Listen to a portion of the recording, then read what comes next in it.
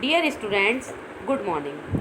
आज मैं आपको हिंदी लैंग्वेज में अपठित गद्यांश करवाऊंगी। यह अपठित गद्यांश आपकी पुस्तक में पेज नंबर 117 और 118 पर दिया हुआ है।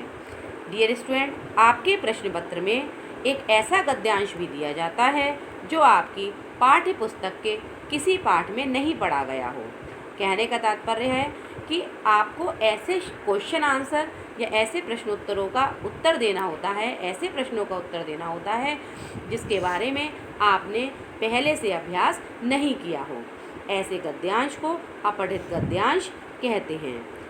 यह गद्यांश की आवश्यकता इसलिए पड़ती है ताकि शब्दावली आपके मानसिक स्तर के अनुसार बन जाए। ऐसे गद्यांश के आधार पर ही कुछ प्रश्नों के उत्तर पूछे जाते हैं।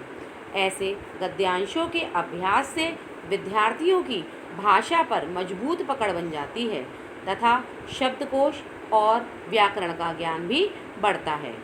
इसके लिए कुछ आवश्यक बातें हमें ध्यान रखनी चाहिए। जैसे सबसे पहले उस गद्यांश को जो दे रखा है कम से कम 2-3 बार आप ध्यान से पढ़ें ताकि उसकी समरी आपके माइंड में फिक्स हो जाए। और इसके बाद कठिन शब्दों का अर्थ, जो आपके गद्यांश में कठिन शब्द दे रखे हैं उनका आपको मीनिंग अवश्य समझ लेना चाहिए।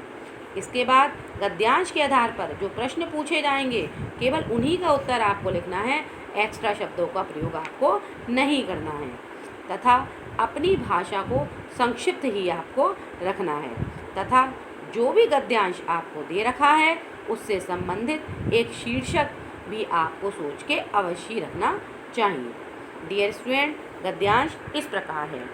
पालतू पशुओं में गाय सबसे अधिक उपयोगी है। इसका दूध हमें शक्ति देता है। इसका बछड़ा बैल बनकर हल खींचता है और बोझा ढोता है। इसका मलमूत्र खाद के रूप में खेती के लिए बहुत उपयोगी है।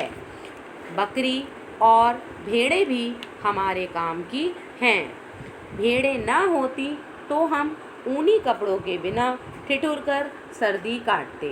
गधा ना होता तो धोबी और कुम्हार का बोझ कौन उठाता। घोड़े की तो बात ही और है। यह पुराने ज़माने में यातायात का सबसे अच्छा साधन था। आज भी दुर्गम पहाड़ों में इसकी सवारी की जाती है और इससे सामान ढोया जाता है।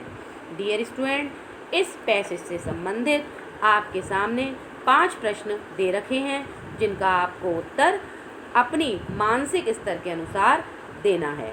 फर्स्ट क्वेश्चन इज, किस पशु के दूध से हमें शक्ति मिलती है। आपने पैसेज में पढ़ा है किस पशु के दूध से हमें शक्ति मिलती है। आंसर इज गाय के। नेक्स्ट इज, इसमें से कौन सा पशु हल जोतने के काम आता है।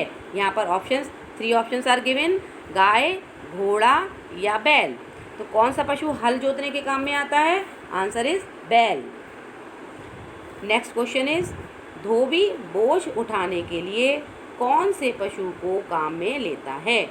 3 options are given here. Number 1 हाथी को, बैल को या गधे को। Answer is third one is right, गधे को। So dear student, you will take these 3 answers in your book. Next 2 questions as given. गाय का मलमूत्र किस काम में लिया जाता है और पुराने ज़माने में यातायात का सबसे अच्छा साधन क्या था। ये आप अपनी मानसिक स्तर पर इसका निर्धारण करेंगे और कम शब्दों में ही इसका उत्तर अपनी बुक में ही लिखेंगे। डियर स्टूडेंट, इस प्रकार के अपठित का अभ्यास आप आगे भी करेंगे। Thank you.